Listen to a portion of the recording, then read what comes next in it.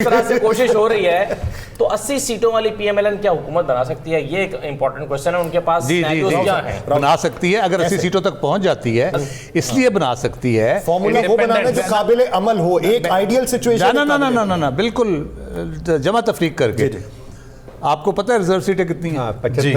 75 सीटें। हाँ जी, ये ऊपर वाली 70 सीट्स हैं रिजर्व सीट्स, ठीक है। इंडिपेंडेंट के खाते में कुछ नहीं जाना, पॉलिटिकल पार्टीज के खाते में जाना। अगर 80 सीटें उनकी हैं तो 35 तो उसमें से मिल जाएंगी उनको, तकरीबन 30 से 35 सीटें मिल जाएंगी, तो वो 120-25 में तो चले गए। और 169 रिक्वायर्ड। नहीं, वो सिंपल मेजॉरिटी नहीं होगी, वो तो किसी को भी नहीं मिलेगी। ये तो हम बड़े अरसे से कह रहे हैं। लेकिन क्या इसमें इलेक्शन कमीशन ये वाज़ेह पैगाम दे चुका है? क्योंकि इसके ऊपर अभी भी एक दरख्वास्त वहाँ पे दायर है। वो तो फैसला जब होगा तब होगा ना, अभी तो ये फौरी तौर पे उन्होंने करना ना। जिस दिन रिजल्ट फाइनल होने हैं उस दिन उन्होंने रिजर्व सीटों की जो लिस्टें जमा हुई हैं उन्होंने वो भी नोटिफाई कर देनी है कि फलां फलां की 3 सीटें होगी। नतीजा तो वही होगा जो इलेक्शन कमीशन देगा।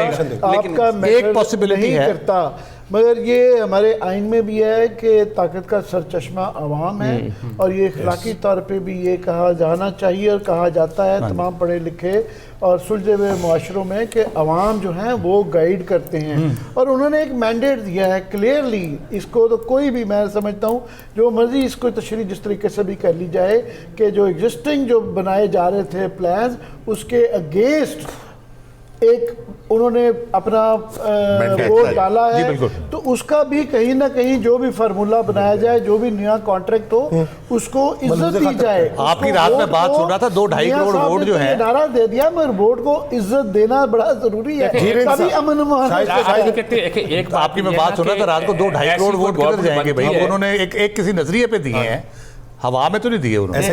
ऐसी कोई गवर्नमेंट बनती है तो नवाज शरीफ तो इंटरेस्ट करता नहीं होगा कि उस गवर्नमेंट को वो हेड करे, तो होगा कौन? अच्छा एक मिनट बात कर। अब सब्स्टिट्यूट ये होता है शहबाज शरीफ हो।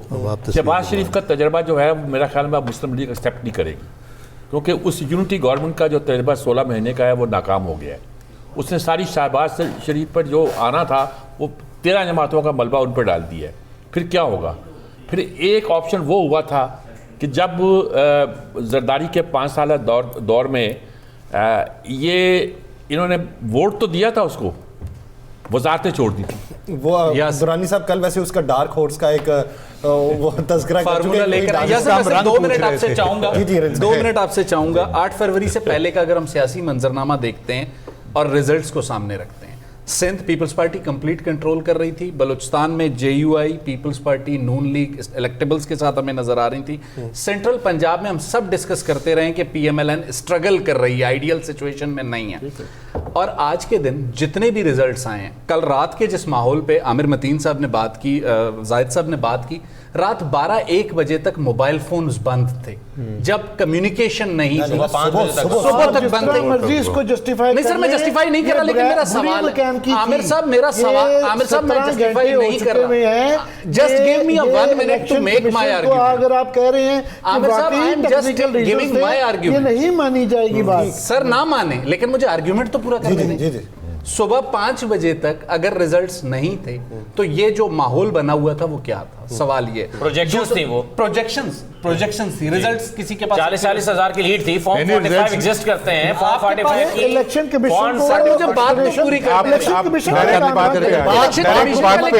सवाल तो आपसे कर सकता हूं, मैं सवाल तो आपसे कर सकता हूं, सवाल करने का हक तो आप नहीं छीनेंगे। ये तो सीन मुझे नजर आ रहा है जस्टिस फायज ईसा और अली जफर का। सर आप मुझे सवाल भी पूरा नहीं करने दे रहे।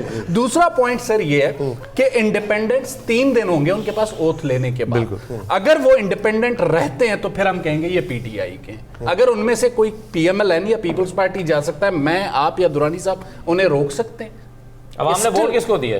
सर ये तो फैसला जो इलेक्ट्रोल लेने के बाद करेगा। हम करेक्ट समझना चाह रहे हैं, आप क्या कहना चाह रहे मैं हैं? ये कहना चाह रहा हूं कि still situation is not clear. जिस तरीके से हमने एक माहौल बना दिया है, वेट करें ऑफिशियल रिजल्ट। वो यही कह रहे हैं, मैं भी यही बात कर रहा हूं। अच्छा एक बात सुने, लेकिन रिजल्ट आपकी इस पूरी बात समझने के बाद 2-3 चीजें आती हैं। पूछें आपको हम सब इंतजार कर रहे हैं, कल रात से ये है जो आप कह रहे हैं वेट करें, हम वेट ही करते रहे। सर। दूसरी एक और बात भी दुनिया भर में तरीक़ाकार है, सर। पाकिस्तान में नहीं है सर। कि प्रोजेक्शन जो हो रही होती है वो किसी न किसी चीज की अक्कासी करती है। बिल्कुल ये ठीक। हवा में प्रोजेक्शन नहीं होती है। फॉर्म 45 की बुनियाद पे होती है ना। अच्छा, यहाँ पे तो और सॉलिड ग्राउंड थे कि 45 के जो फॉर्म आपके पास आ जाते हैं वो एक हकीकत बन के आती है। बिल्कुल खैर, ठीक एक हो गया।